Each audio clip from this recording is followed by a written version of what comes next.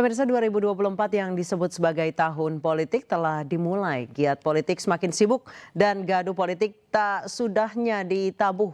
Penceramah Gus Miftah yang kedapatan bagi-bagi uang di Pamekasan membantah melakukan politik uang. Ia beralasan uang yang dibagikan ia merupakan sumbangan dari seorang pengusaha.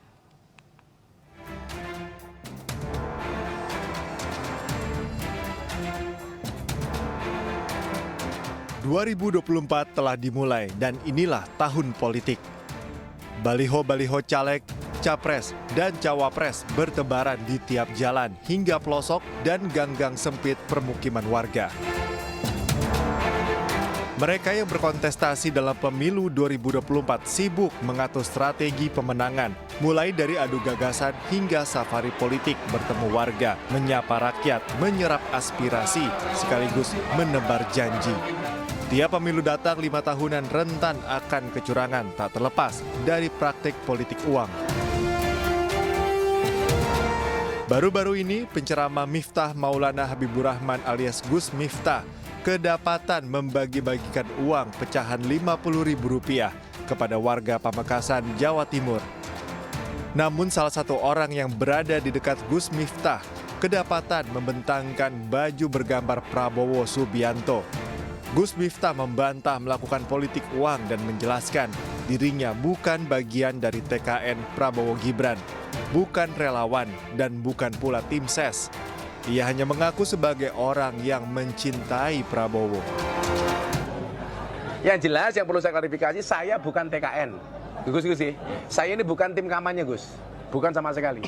Saya tidak ada tertulis sebagai TKN. Kemudian yang kedua, kalau money politik masa terang-terangan kok gitu. Dugaan politik uang yang dilakukan oleh Gus Miftah turut mendapat perhatian dari calon presiden Ganjar Pranowo. Kalau soal Gus Miftah, kalau soal pelanggaran dan sebagainya, semua sudah kelihatan kok. Tinggal Bawaslu, ya itulah pekerjaan Anda yang kami tunggu, atau mungkin menunggu kalian akan diprotes sama masyarakat. Sementara itu, isu politik uang juga santer menerpa tim Capres-Cawapres Anies Mohaimin. Beberapa waktu lalu, Mohaimin mengungkap ada praktik politik uang menyasar pendukungnya, di mana pendukung disebutkan Mohaimin ditawari sejumlah uang untuk berhenti mendukung Anies Mohaimin. Tim Liputan iNews melaporkan. Untuk membahas informasi selengkapnya telah bergabung bersama kami Wakil Deputi 2 TPN Ganjar Mahfud Ahyar Al-Rasyid, Jubir TKN Prabowo Gibran Viva Yoga Mauladi, dan Direktur Eksekutif Perludem Hairunisa Nur Agustiati.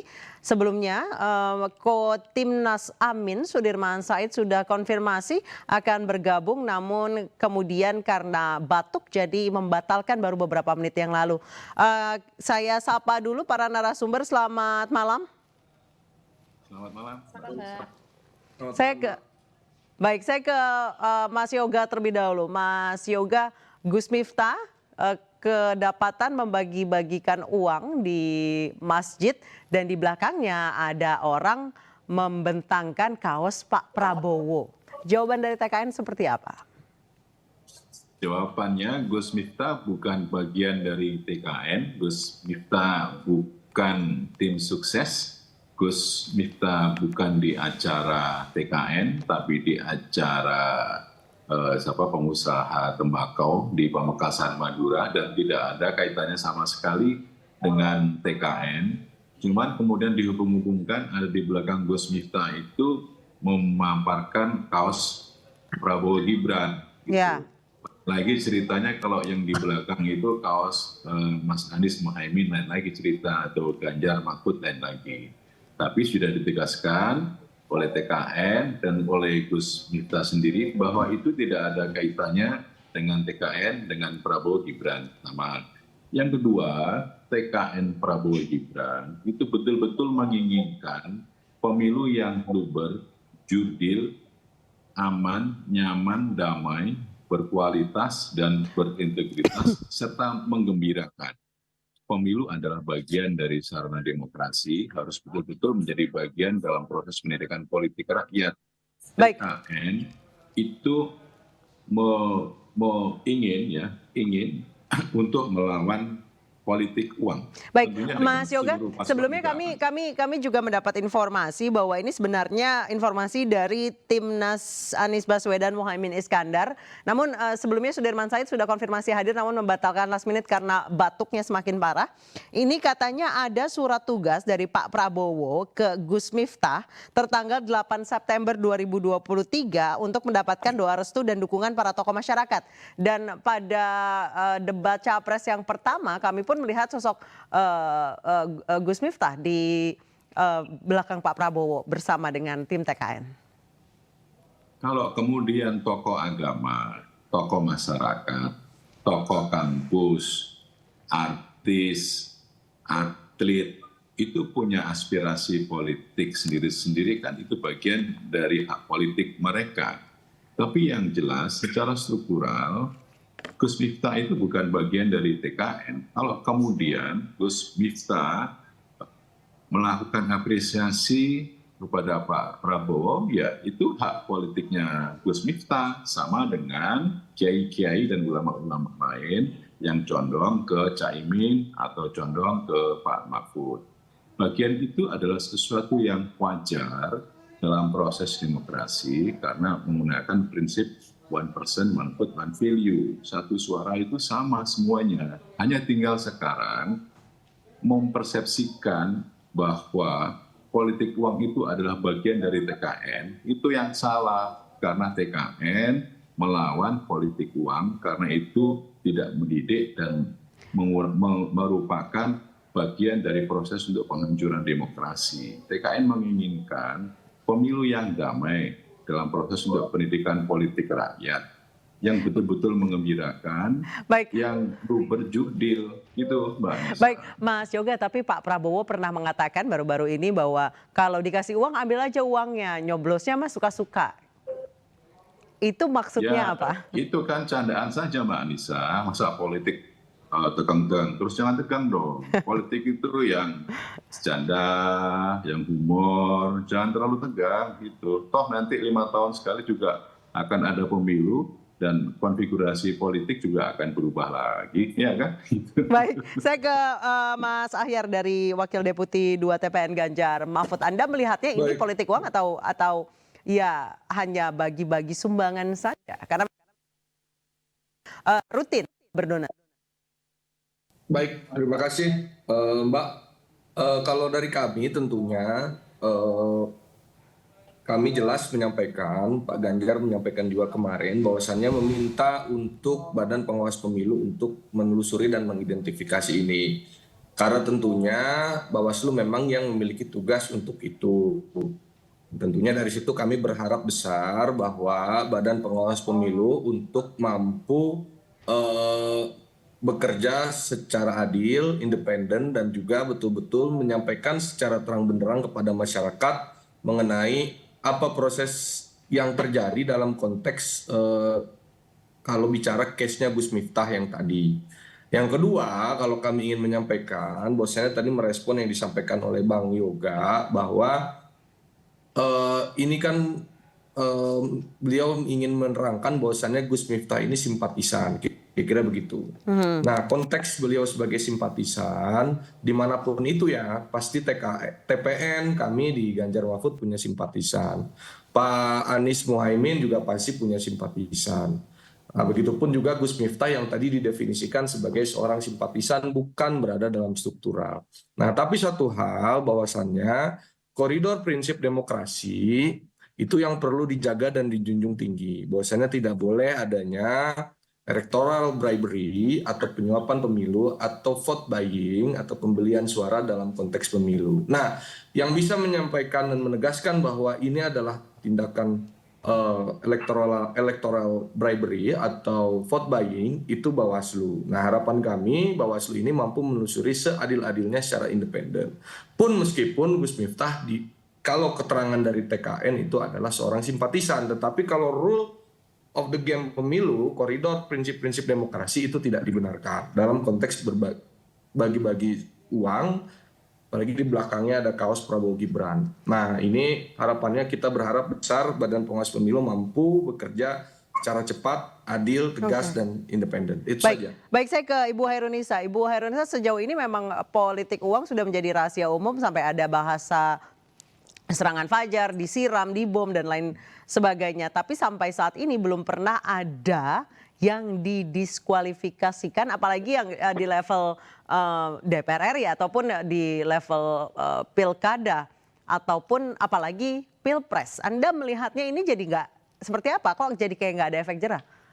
Sejauh mana Bawaslu bisa memberikan rekomendasi yang sangat keras gitu?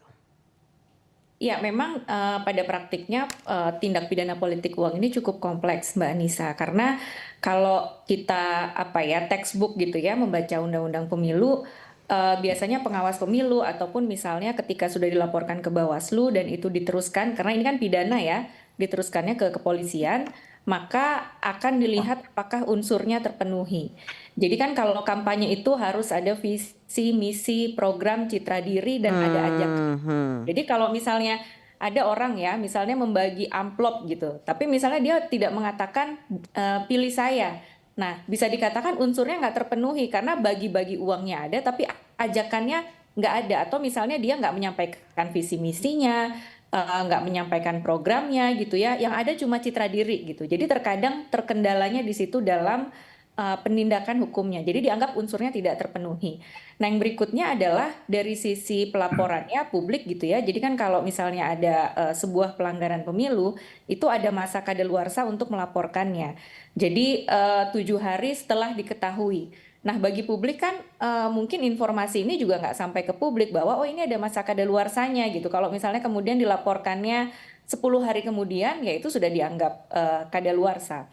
Lalu membuat laporan ke Bawaslu sendiri juga cukup kompleks gitu ya, harus ada kronologisnya, ada bukti, ada saksi yang bagi masyarakat awam juga ini sulit untuk bisa melaporkan itu misalnya tanpa ada pendampingan dari lembaga hukum gitu misalnya. Jadi memang sulit untuk menindak sampai ke aktor intelektualnya. Baik, Mbak Nisa, padahal dalam setiap kampanye jangankan ada logo, kaos ataupun foto, sosoknya saja hadir itu sudah masyarakat melihatnya sudah dalam bentuk kampanye. Menurut Anda apakah perlu ada revisi mungkin undang-undang terkait kampanye?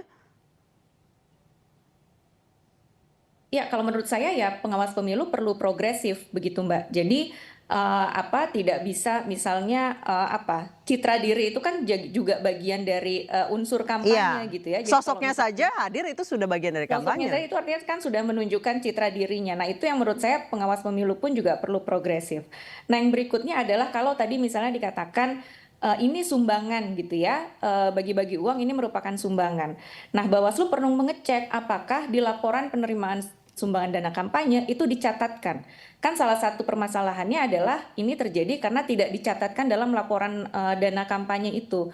Setiap sumbangan itu harus dicatatkan karena ada besaran maksimalnya kan untuk sumbangan, misalnya sumbangan dari individu itu maksimal 2,5 miliar, kalau dari badan usaha itu misalnya 25 miliar. Nah, apakah itu tercatatkan dalam laporan penerimaan sumbangan dana kampanye? Kita bisa dicek, KPU ada di platformnya, di websitenya, si KDK itu publik bisa mengecek. Nanti di cross check gitu misalnya. Saya mau ke Mas Yoga. Mas Yoga, yang dibagi-bagikan oleh Gus Miftah atau ke pribadinya Gus Miftah?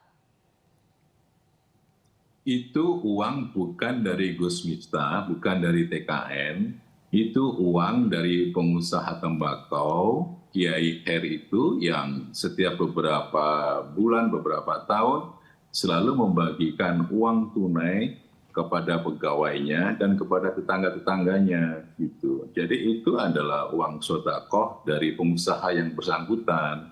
Tapi kemudian Gus Miftah dimintain tolong untuk membagikan uangnya dia kepada para pengusaha, kepada para pekerja dan tetangga-tetangganya. Cuman kebetulan di belakang itu kok ada yang memposting baju Prabowo Gibran gitu loh. Jadi kan kesannya kemudian ini adalah uang dari Gus Miftah, dari Prabowo. Tidak sama sekali. Dan ini bukan acara dari TKN. Sekali lagi TKN akan melawan politik uang karena itu tidak mendidik dan bisa merusak demokrasi di Indonesia. Silakan Bawaslu untuk memproses ya dugaan-dugaan politik uang yang dilakukan terhadap Gus Miftah. Klarifikasi dari TKN sudah jelas, klarifikasi dari Gus Miftah sudah jelas. Silakan untuk menghadirkan pemilu yang berintegritas dan berkualitas, diproses tidak apa-apa. Baik. Mas Ahyar, nanti usai jeda saya akan bertanya tentang pendapat Anda, Mas Ahyar, Mas Yoga, dan Ibu Hairunisa. Kami mohon untuk jangan kemana-mana, Newsroom akan kembali usai jeda.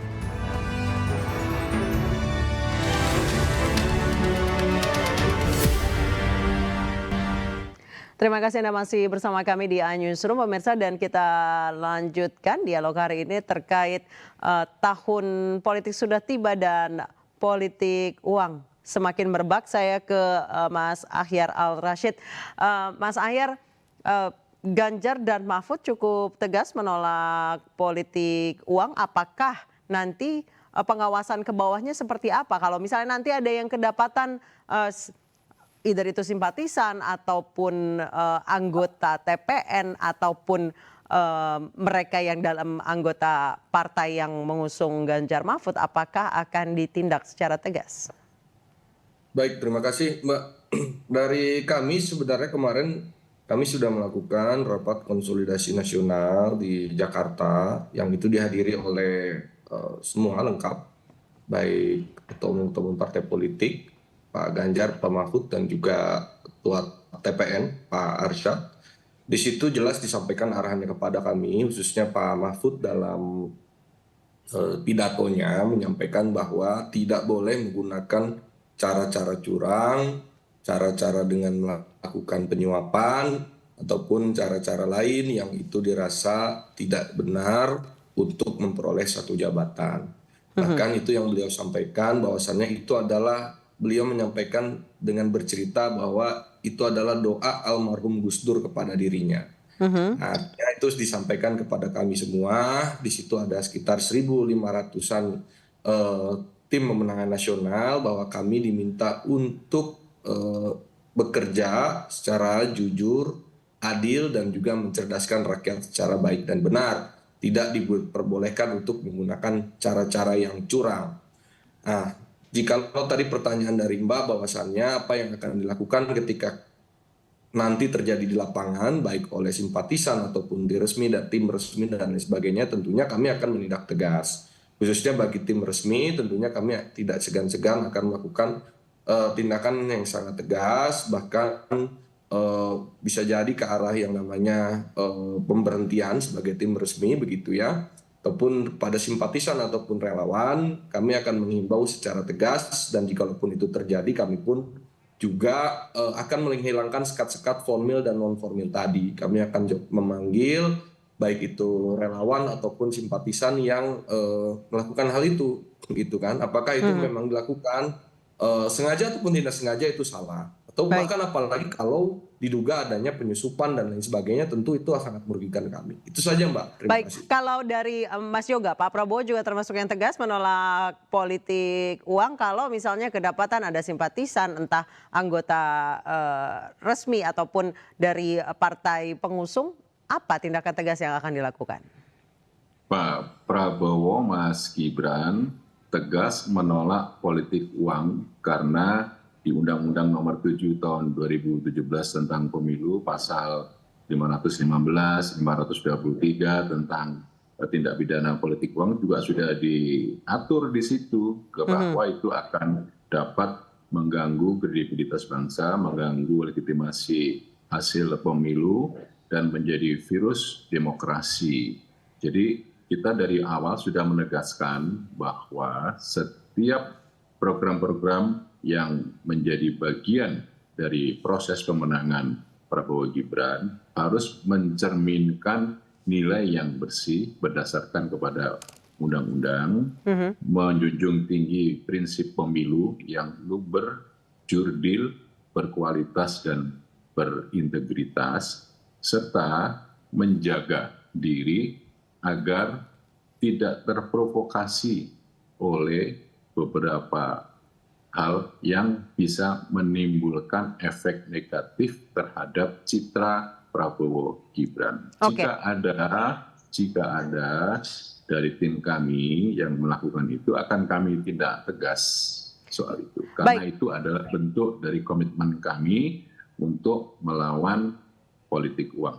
Baik, saya ke Ibu Hairunisa. Ibu Hairunisa, kalau misalnya dari catatan Perludem, sudah adakah partai ataupun capres, cawapres yang menindak tegas anggotanya atau tim kampanyenya yang main politik uang sejauh ini sudah ada atau belum? Ya, biasanya kalau bicara soal mohon maaf praktik politik uang itu tidak dilakukan oleh tim resmi gitu ya. Jadi tim resmi itu kan tim yang didaftarkan oleh peserta pemilu. Jadi kepada memang ada KPU. tim gelap ya? Ya biasanya Ada kan rombongan kita liar tahu ya? ada yang namanya relawan, simpatisan, atau misalnya ya orang-orang atau sekelompok orang yang memang tidak terdaftar. Nah biasanya itu dilakukan oleh ya tadi yang di luar tim resmi tadi. Nah sekarang kan bagaimana pengorganisasian misalnya tadi simpatisan, relawan, karena Anda ya melihatnya tadi. sudah rapi belum masing-masing calon ini? Iya, karena tadi misalnya salah satu untuk melihat apakah itu rapi atau tidak, apakah ada catatannya, dan termasuk tadi juga misalnya ada sumbangan atau pengeluaran, apakah itu tercatatkan juga dan masuk dalam laporan dana kampanye. Nah ini sebetulnya yang belum terlihat gitu. Jadi seolah-olah ini jalan sendiri-sendiri tanpa diketahui oleh tim resminya begitu ya. Jadi sehingga kalau kemudian terjadi praktik-praktik politik uang, maka peserta pemilu dan tim resminya kan mengatakan ya ini bukan bagian dari kami gitu, itu ya relawan simpatisan. Nah sulit sekali untuk bisa menindaknya karena memang di Undang-Undang Pemilu disebutkan orang per orang pun juga bisa kena gitu ya, misalnya dia menjanjikan. Tapi Undang-Undang Pemilu mengatakan kalau yang dilakukan oleh orang per orang itu pada hari hanya. Nah tapi di masa kampanye ini yang unsurnya gitu ya, aktornya siapa yang diatur dalam Undang-Undang Pemilu itu adalah tim pelaksana yang itu yang sebetulnya didaftarkan. Nah sementara bagaimana nih kita termasuk Bawaslu tadi ya kalau ada yang di luar tim resmi ini tadi. Baik. Terima kasih banyak Ibu Hairunisa, Mas Ahyar Al-Rashid dan Mas Viva Yoga Mauladi telah bergabung bersama kami di iNewsroom. Jangan sampai uang yang dibagi-bagikan oleh tim gelap kemudian jadi bikin masyarakat gelap mata pada saat memilih yang bikin mendung demokrasi di Indonesia. Terima kasih para narasumber telah bergabung bersama kami.